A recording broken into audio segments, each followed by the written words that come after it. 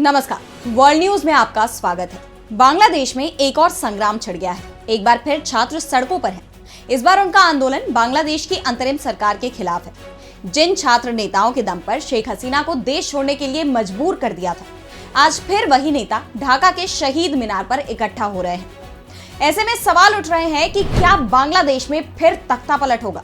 इस पर हम करेंगे चर्चा, लेकिन आइए जरा उन खबरों को भी देख लें जिन पर आगे होगी बात। शपथ ग्रहण के पहले ट्रंप को कोर्ट से लगा झटका। इमरान खान ने ठुकराई शहबाज सरकार की डील। और चलते चलते में देखेंगे साउथ कोरिया के राष्ट्रपति की बढ़ी मुश्किलों को। तो बांग्लादेश में एक बार फिर बड़े आंदोलन की आहट सुनाई दे रही है। छात्र एक बार फिर अपनी मांगों को लेकर नई क्रांति की शुरुआत कर रहे हैं। ढाका के शहीद मीनार पर बांग्लादेश के अलग अलग कोने से भारी संख्या में छात्र जुट गए हैं।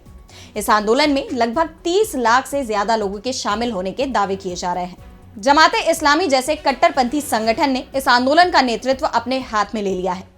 जमाते इस्लामी से जुड़े छात्र नेताओं की अपील सोशल मीडिया पर वायरल हो रही है और अब अंतरिम सरकार भी इनके आगे घुटने टेकते नजर आ रही है। ऐसे में कहा जा रहा है कि बांग्लादेश में अगले 24 घंटों में कुछ भी हो सकता है। मोहम्मद यूनुस की सरकार भी संकट में दिखाई दे रही है। दावा किया जा रहा है कि संविधान में बदलाव की आड़ में सबसे पहले बांग्लादेश का नाम बदला जा सकता है। अब इसका नाम इस्लामिक रिपब्लिक ऑफ बांग्लादेश और Islamic Republic of east Pakistan के नाम में से किसी एक का ऐलान किया जा सकता है। कहा तो यह भी जा रहा है कि बांग्लादेश में सुन्नत और शरिया को लागू किया जा सकता है।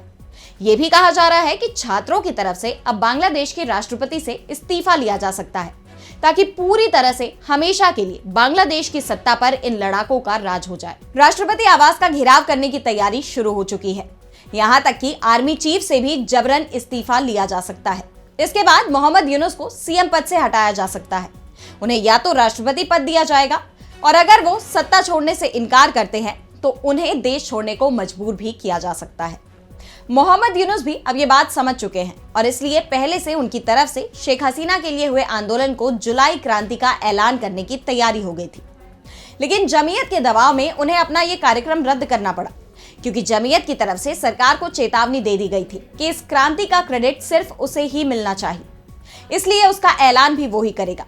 और मोहम्मद यूनुस की सरकार जमीयत के दबाव में आ गई और जुलाई क्रांति का ऐलान करने से इनकार कर दिया। फिलहाल ढाका में एक और बड़े छात्र आंदोलन का ऐलान हो रहा है और मुश्किल में इस बार मोहम्मद यूनुस और बांग्लादेश का संविधान है। इसे लेकर अब बीएनपी की भी मुश्किलें बढ़ती दिखाई दे रही हैं, क्योंकि जिस तरह से जमाते इस्लामी धीरे धीरे कर सत्ता की तरफ बढ़ रहा है और संविधान बदलने की तैयारी कर ली है, उसके बाद ये भी कहा जा रहा है कि आवामी लीग के बाद अब जमाते इस्लाम के टारगेट पर खालिदा जिया की पार्टी बीएनपी भी आ गई है। और इसीलिए इस बार जो छात्रों का आंदोलन हो रहा है उससे खालिदा जिया की पार्टी दूरी बनाती दिख रही है, क्योंकि उन्हें भी एहसास हो गया है कि अगर जमाते इस्लामी अपने मंसूबों में कामयाब हो जाती है तो शेख हसीना की तरह उन्हें भी देश छोड़ना होगा। शेख हसीना को तो हिंदुस्तान ने शरण दे दी है, लेकिन खालिदा जिया कहां जाएंगी, इस पर सवाल पहले से ही उठने लगे हैं। और अब बढ़ते हैं अगली खबर की तरफ, जहां हम बात करेंगे डोनाल्ड ट्रंप को लगे बड़े झटके की। तो अमेरिका की अदालत ने नवनिर्वाचित राष्ट्रपति डोनाल्ड ट्रंप को बड़ा झटका दे दिया है। उनकी अपील खारिज कर दी है। दरअसल डोनाल्ड ट्रंप पर लेखिका ई जीन कैरोल का शोषण करने के आरोप लगे हैं। यह मामला साल 1996 में मैनहट्टन के डिपार्टमेंटल स्टोर में हुई घटना से जुड़ा हुआ है। कैरोल ने कोर्ट में गवाही दी थी कि 1996 में एक दोस्ताना मुलाकात में ट्रंप ने उनका शोषण किया था, जब वे अचानक ही स्टोर के ड्रेसिंग रूम में घुस गए थे। पिछले साल मामले में 9 दिनों तक चले एक सिविल मुकदमे के बाद कोर्ट ने ट्रंप को दोषी मानते हुए उनके खिलाफ फैसला सुनाया था, जिसमें ट्रंप को लेखिका ई जीन कैरोल के शोषण और मानहानि के लिए $50 लाख देने का आदेश दिया गया था। लेकिन ट्रंप ने इन सभी आरोपों से इनकार किया है। उनका कहना है कि इस तरह की कोई घटना हुई ही नहीं। इसी मामले में एक बार फिर उन्होंने अमेरिकी सर्किट अपीली अदालत में राहत की अपील की थी, लेकिन अब एक बार फिर अदालत से उन्हें झटका लगा है। अदालत ने अपने फैसले में जीन कैरोल के मानहानि और शोषण के लिए मैनहट्टन के जूरी की तरफ से ट्रंप पर लगाए गए $50 लाख अमेरिकी डॉलर के हर्जाने को बरकरार रखा है। कोर्ट का यह फैसला ऐसे वक्त पर आया है जब डोनाल्ड ट्रंप राष्ट्रपति पद की शपथ लेने वाले हैं। अब ऐसे में सवाल उठ रहे हैं कि क्या ट्रंप का शपथ ग्रहण टल जाएगा या इसमें कोई अड़चन आएगी, क्योंकि केवल यही मामला नहीं है। नवनिर्वाचित राष्ट्रपति के खिलाफ अमेरिकी कोर्ट में और भी कई मामले चल रहे हैं। पहला मामला मैनहट्टन में हश मनी यानी चुप रहने के लिए पैसे देने से जुड़ा हुआ है। इस मामले में 2 महिलाओं ने कहा था कि चुनाव लड़ने से कई साल पहले उनके ट्रंप के साथ संबंध थे, लेकिन 2016 के चुनाव से पहले उन्हें चुप रहने के लिए मोटा पैसा दिया गया था। तो दूसरा मामला जॉर्जिया में 2020 के चुनाव के परिणाम को पलटने की कोशिश से जुड़ा हुआ है। लेकिन आपको बता दें कि ऐसा कुछ होने वाला नहीं है, क्योंकि 20 जनवरी को ट्रंप राष्ट्रपति पद की शपथ ले रहे हैं और उससे पहले कोर्ट किसी भी मामले में फैसला सुना दे ये मुमकिन नजर नहीं आ रहा। और एक बार वो राष्ट्रपति पद पर काबिज हो जाते हैं तो उसके बाद उन्हें संवैधानिक सुरक्षा मिल जाएगी और ऐसे में सारे मुकदमे अगले 4 साल के लिए रोक दिए जाएंगे। और अब बढ़ते हैं अगली खबर की ओर। तो पाकिस्तान की शहबाज शरीफ की सरकार को पूर्व पीएम इमरान खान ने बड़ा झटका दिया है। रावलपिंडी की अदियाला जेल में बंद पाकिस्तान के पूर्व पीएम इमरान खान की बहन अलीमा खान ने तोशा खान 2.0 मामले की सुनवाई के बाद इमरान खान के बारे में अहम जानकारी दी। अलीमा खान का कहना है कि इमरान खान न तो पाकिस्तान सरकार के साथ कोई सौदा करना चाहते हैं और ना ही कोई दूसरा देश फिलहाल उन्हें जेल से रिहा करवाने की कोशिश कर रहा है। इमरान खान की दलील है कि जब उन पर मुकदमे चल ही रहे हैं तो फिर उन्हें सौदा करने की जरूरत ही क्या है। खान ने यह भी कहा कि उन्होंने जेल की हवा खाई है और अब जब उनके मुकदमे खत्म हो रहे हैं तो वो कोई सौदा नहीं कर रहे हैं। इमरान खान का ये बयान ऐसे वक्त में आया है जब पाकिस्तान तहरीक इंसाफ की एक टीम तमाम राजनीतिक मुद्दों को सुलझाने के लिए सरकार के साथ बातचीत कर रही है। अलीमा ने आगे बताया कि वार्ता टीम 2 मांगे करेगी, जिनमें सभी राजनीतिक कैदियों की रिहाई और 9 मई 2023 के अलावा इस साल 26 नवंबर को हुई हिंसा की जांच के लिए एक कमेटी का गठन शामिल है। ये मीटिंग 2 जनवरी को होगी।